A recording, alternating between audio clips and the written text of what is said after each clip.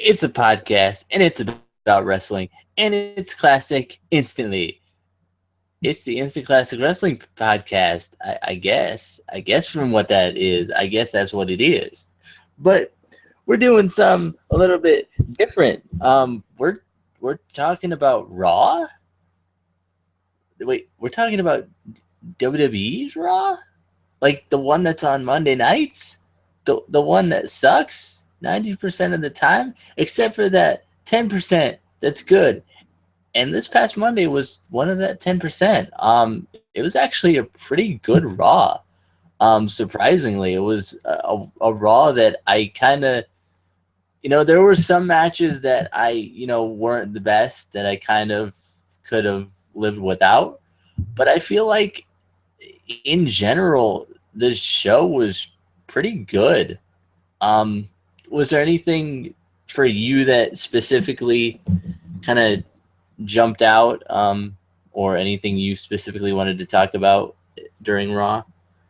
I mean, McMahon was there, so that's always, a time when I feel like when they need a rating spike, they bring in McMahon just because it's like, it's like it's interesting. People are like, oh, Mr. McMahon's back because he doesn't come back all so often, so it's kind of, we all they want to talk about how Brock Lesnar's a special attraction. I feel like it's more so Vince McMahon. As much as we, talk about how out of touch he is, when he steps into the ring, when he does that ridiculous walk thing that he does, we're glued to the TV. So, I was excited to see how that was going to play out because I knew obviously they were going to do something with Reigns, but it's really weird because I think last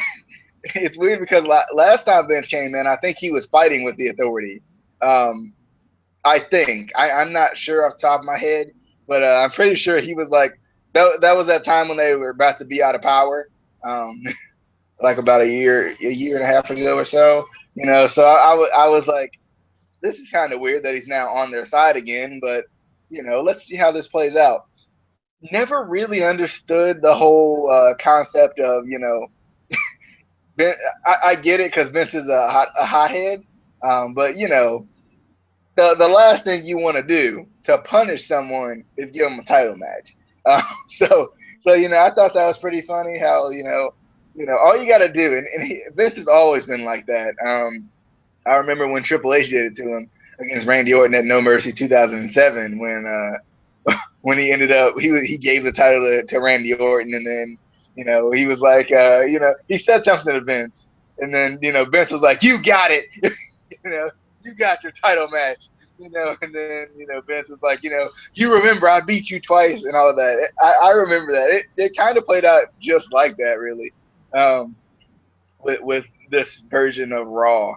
I wanted to see what was gonna happen, and Roman did end up winning, and it was kind of cool because it came full circle. I didn't realize this either, but I heard somebody else do a review, and they were talking about how this was the same building Royal Rumble was in, so this was the building he got booed out of after getting a shot at the title, and he wins the title and really got a lot of cheers for winning the title. So I thought that was kind of cool, and I didn't think about that while it was happening, but I was like, it kind of comes full circle when you think about it because this was the building that he kind of got rioted out of. It felt like back in last January, almost a year ago now. So. Yeah. It is always good to see Vince back, even though, like you said, we always complain how out of touch he is booking and in a booking aspect, I feel like now. But I feel like he's always good to see on camera, as that heel character. And I think he's really the only one who does it really well. I mean, the Authority, we're so sick of the Authority.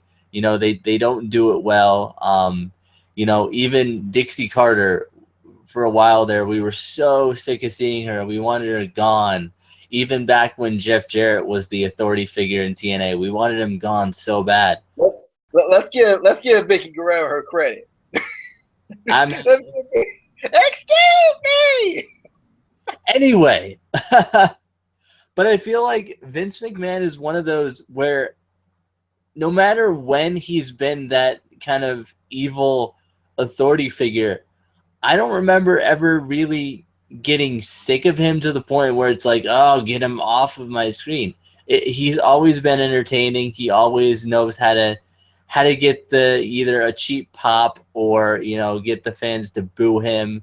But I feel like at the end of the day, you still kind of in a way you still love him because it's Vince. You gotta still have, I feel like, have a soft spot for Vince.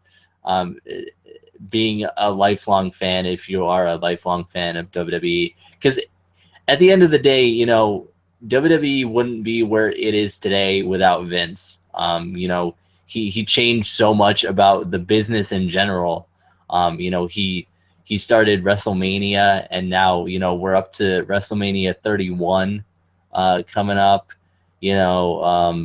He's done so much. So as much as he may be out of touch right now, and he is kind of showing his age a little bit. Seeing him on Raw. I mean, I feel like for Vince, for a 70-year-old man, he looks pretty good.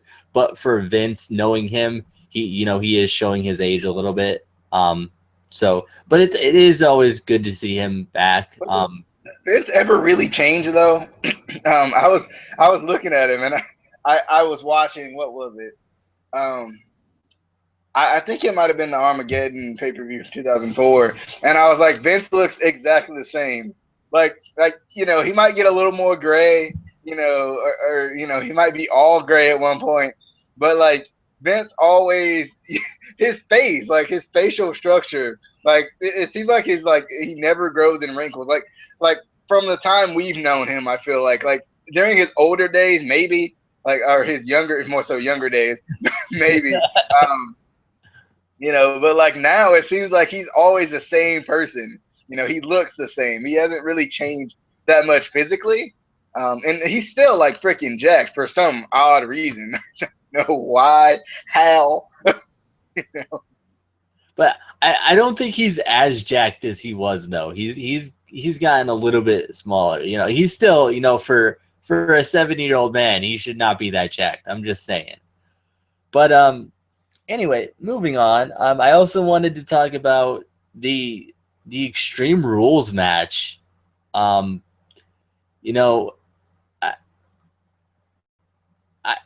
can't.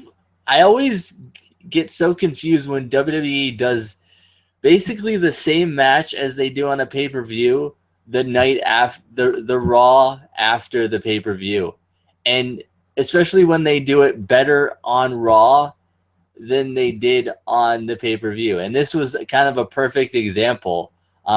Obviously the one on TLC was a tables match, even though it was basically an Extreme Rules match because Team ECW don't care. They're gonna do what they want. But this match on Raw was so much better. I felt like they did so much more. I mean, hell, we saw freaking Tommy Dreamer take Harper off the stage through tables. That was awesome. And after this match, I was thinking, because I know a couple weeks ago I was looking at tickets for this Raw because it was in Philly, and I was considering it. I was like, I could get tickets. I could go to Raw. But then I was thinking, it is Raw, and 90% of the time Raw sucks. And then I watched this Raw, and I was like, why did I not go? What was I thinking? This would have been such an awesome Raw to go to, I feel like. Did you have any thoughts on the Extreme Rules match? First off, Raw always it could be like the worst thing you've ever seen in your life, and I feel like still, just because you're in person, you're like, yeah, Raw. Yeah, I agree. This Extreme Rules match was a lot better than Extreme Rules or TLC. Sorry, because it was Extreme Rules, I put it with Extreme Rules. You know, that was just, there wasn't like as many weak spots. Like it looked like, you know, they were actually going all out in this match rather than last night where it was like, it was just kind of weak. Yeah, shout out to the I'm gonna call it a DVD because I haven't seen one in a while, so I'm gonna call it a DVD. That Tommy Dreamer did with Harper through the table. Dreamer took a lot of bumps though. Like he took that one, then he went through the barricade. You know, I was like, man, like Dreamer's not playing around tonight. One thing I love about Dreamer though, and I forgot to say it in the TLC review, is I love how no matter where he goes, he reps that House of Hardcore. You know, on this, it's just subtle. You know, you're not you don't really notice it all the time, but like, you know, every once in a while you're like, huh, I wonder what that is. Then you look at it, you're like, oh, I see. You know, I just think that's really cool how he always is kind of, you know, promoting himself, even if it's really subtle. You know, I like that. I also like I don't think he wore them at this show, but he also has those pants that he wears in matches, and he has ones that have House of Hardcore on them. He wore them in for a couple of TNA shows. I know that. I'm surprised WWE allowed that because usually WWE, you know, similar to, you know, the Corbin talking about Ring of Honor, you know, usually WWE doesn't, you know, like to admit that there's other promotions out there. I mean, even a couple weeks ago, they referred to Samoa Joe being in TNA as Samoa Joe being in the Indies. So it's just kind of surprising that they allow him to wear that, you know, shirt out there. But and then the only other thing I kind of really wanted to talk about was just the main event. I was surprised that I'm glad that Sheamus isn't the champion anymore because that sucked horribly. He's probably one of the last people I would want to be champion. But I mean, you know, now Roman Reigns finally got the title. And surprisingly, he got a lot of cheers. We expected everyone to be booing him by Raw. You know, he got his, 15 minutes of fame at, during, TLC, and then, with the segment with Vince McMahon. But I was surprised how much the fans were behind him in this match and after his win. And I'm kind of wondering what they're going to do with him now.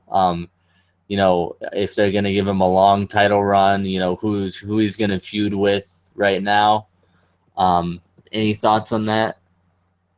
Yeah, this could kind of be Reigns' big moment. I feel like it because sometimes, and I agree that sometimes you need the title to kind of push you to another level. You need to at least, you need to taste it a little bit before you can really know what you can really be. And I think that might be good for Reigns because regardless of how the crowd reacts to him, I think it'll just allow him to grow. Because we saw a lot of growth in Seth Rollins just being the top guy, and Reigns obviously deserves it. I mean, regardless of what you think about the guy, regardless, he deserves it just because, he deserves it because he's been in that main event spot and he's been screwed out of it. So from a logical, like looking at it from a fan standpoint, and Casey, it doesn't matter what you think about Roman Reigns. I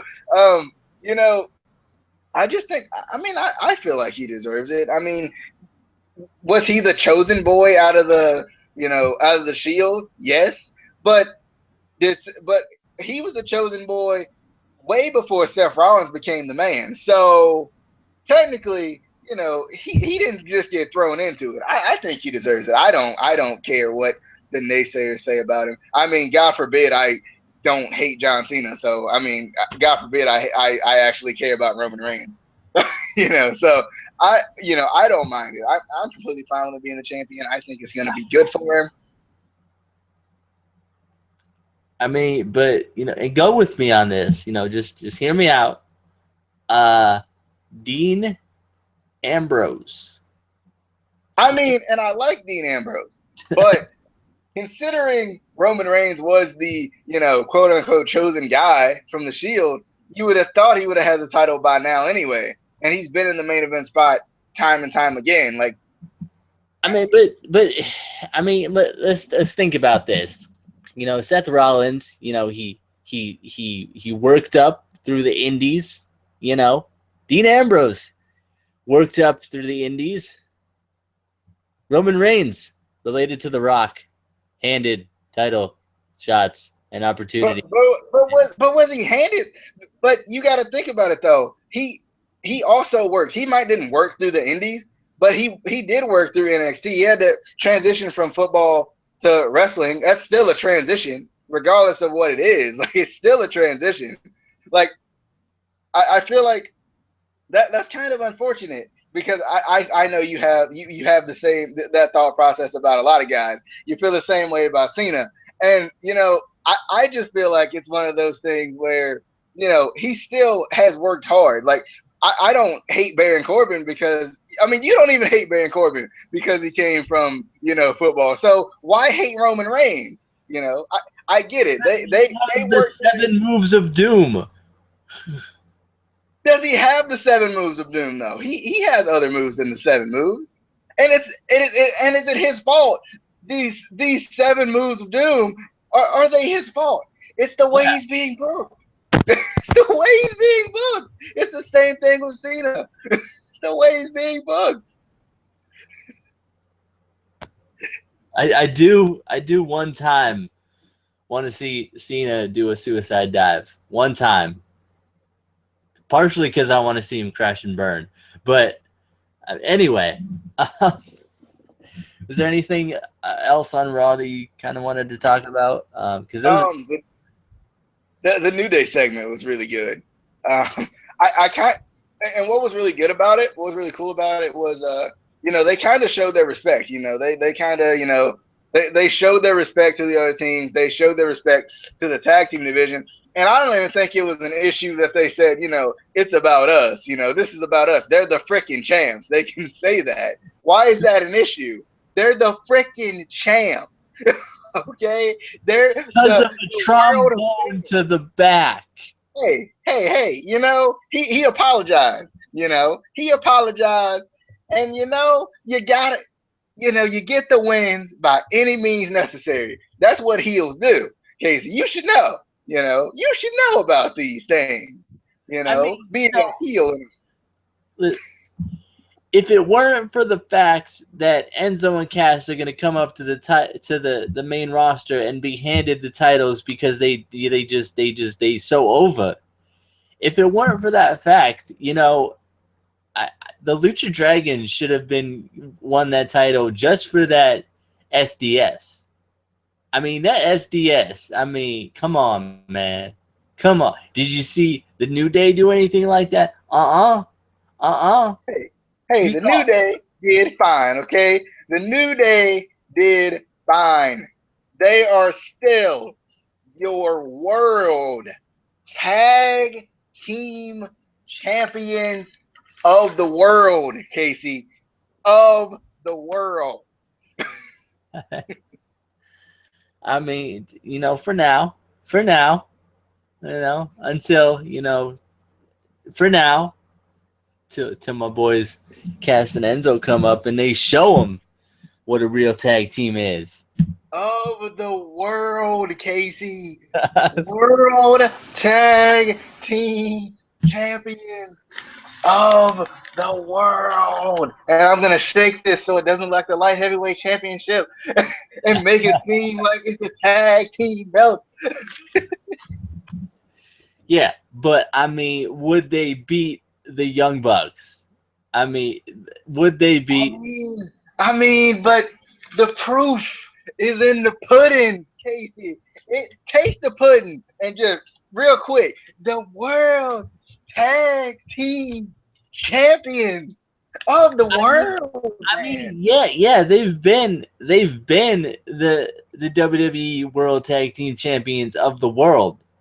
But have they been Ring of Honor Tag Team Champions?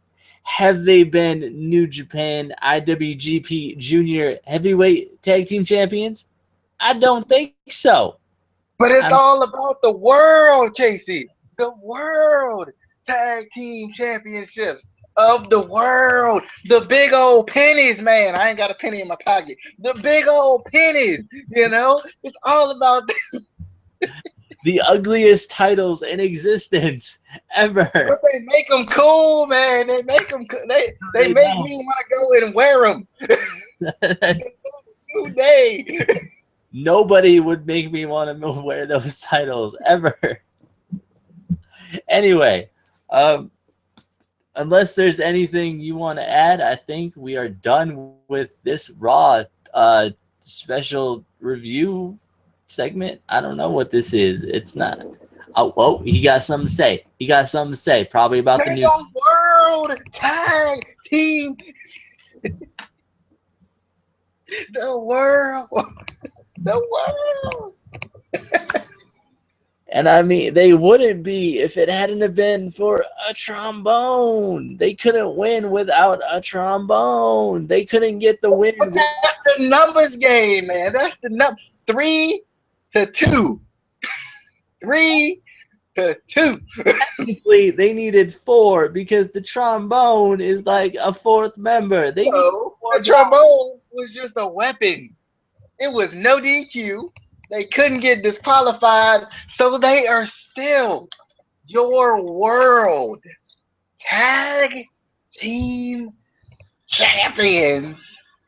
But even if it wasn't a no DQ match, they would have done the same thing because they have the champion's advantage, and they use that because they can't win it clean. They can't do it.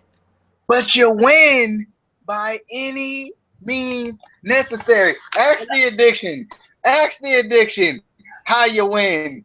You hit that celebrity rehab and you pin them. You know, that's how you become the world tag team champions. But celebrity rehab it's a legal move. It's not. They won't get disqualified for that. I mean, they can win. They are a good tag team. I mean, I don't know about these. I don't know. I'm pretty sure the heel version of the addiction didn't always win fair. KRD. But it's okay. It's okay because Alex Shelley's back. Anyway, before we get off on rants about, Ring of Honor and all these other promotions, I think we're going to end this video because, I mean, we all know who the best tag team in the world is. I thought you were about to say, we all know you can't win the big one. I was about to relive Neville versus Sami Zayn just now. We all know the New Day can't win the big one. They can. They're the champs. They're the champs. The champs. All right.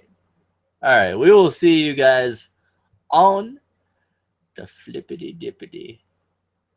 That's what the champs would say. The champs would get behind the flippity dippity. The New Day would get behind the flippity dippity. They would.